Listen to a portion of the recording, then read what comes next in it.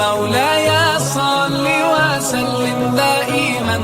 ابدا على حبيبك خير الخلق كلهم. اور عقل مند کون ہے؟ الذین یذکرون اللہ قیاما وقعودا وعلی جنوبہم،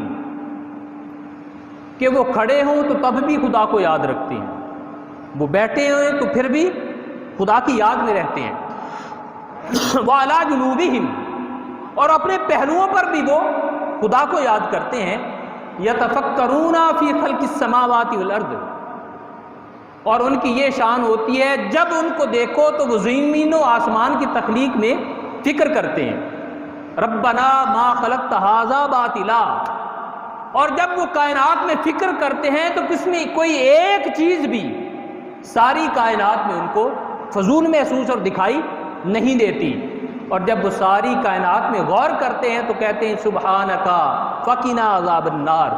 میرے مالک تیری ذات پاک ہے اور ہمیں آتش دوزخ سے رہائی عطا فرما۔ اب یہ قرآن مجید نے یہ جو فکر کی انسان کو دعوت دی ہے، اس کی فضیلت میں ائمہ اکرام کے اقوال ہیں، بڑے بڑے صوفیاء کے اقوال ہیں۔ حضرت امام حسن رضی اللہ تعالیٰ عنہ آپ فرماتے ہیں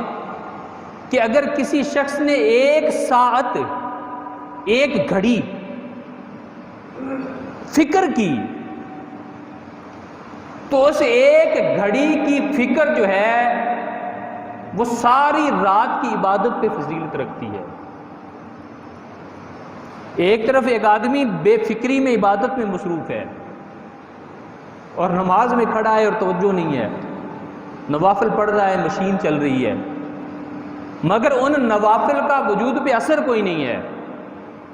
جس مالک کی بارگاہ میں کھڑا ہے اس طرف توجہ کوئی نہیں ہے، اور دوسری طرف وہ شخص جو عبادت میں نہیں کھڑا، بس بیٹھ کے وہ فکر میں مبتلا ہے، اور اس کی فکر جو ہے اس پر اس مالک کی حکمرانی ہے، تو فرمایا یہ ایک لمحے کی فکر جو ہے یہ رات بھر کی عبادت پر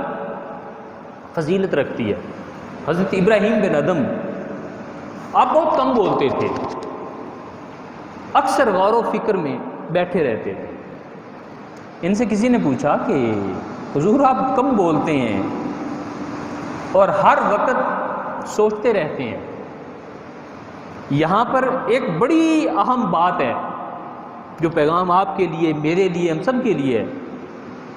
حضرت ابراہیم بن ادم فرمانے لگے کہ یاد رکھو یہ جو فکر ہوتی ہے یہ عقل کا مغز ہوتی ہے، جو فکر ہوتی ہے یہ عقل کا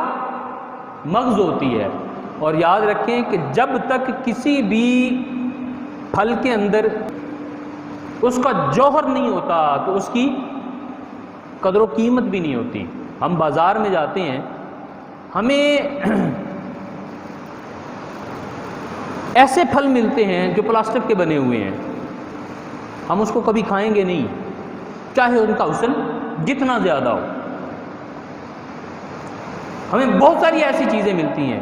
وہ دیکھنے کو بڑی چمکدار ہوتی ہیں، لیکن وہ ساری جوہر سے خالی ہوتی ہیں۔ عبادت کے اندر جو فکر ہوتی ہے یہ عبادت کا مغز ہوتا ہے، اور انسان کے عمل میں جو فکر ہوتی ہے وہ انسان کے عقل کا مغز ہوتا ہے۔ تو فرمایا جو جتنا زیادہ فکر کرتا ہے اتنا بندہ وہ صاحب عقل ہوتا ہے۔ اور حضرت بشر حافی،